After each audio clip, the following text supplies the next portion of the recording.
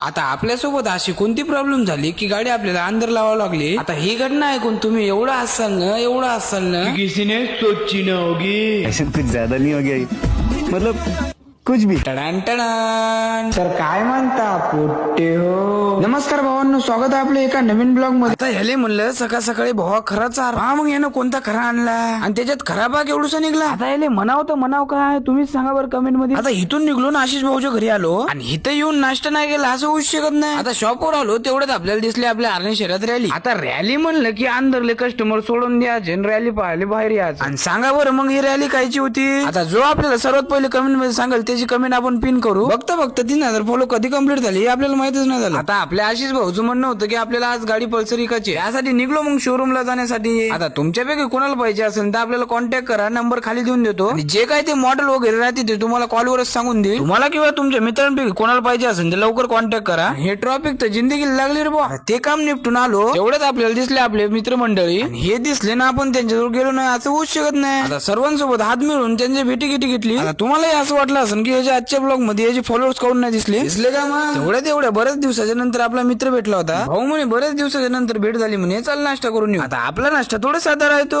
आलो मग under rice खायला। आता हे जे 2 बोट करायला लागला याचा अर्थ काय सांगा बरं मला। मग काय आता पोटभर खाऊन भावाकडे गाडी दिली चालवायला, नीट चालव म्हणलं रे भावा, कारण आता शॉपवर जाऊन गड्या मारायचं म्हणलं। चला मग आता भेटू शॉपवर। आणि इकडे तर अलगच नशी चालू होते रे भावा।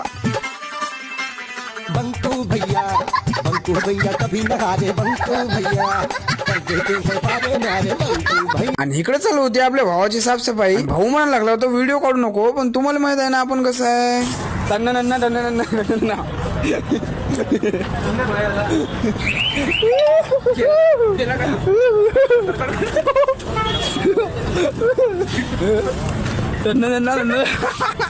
चला मग आजच्यासाठी बस होती एवढा बसले पण भेटू पुढच्या ब्लॉग मध्ये, तोपर्यंत वाट पहा।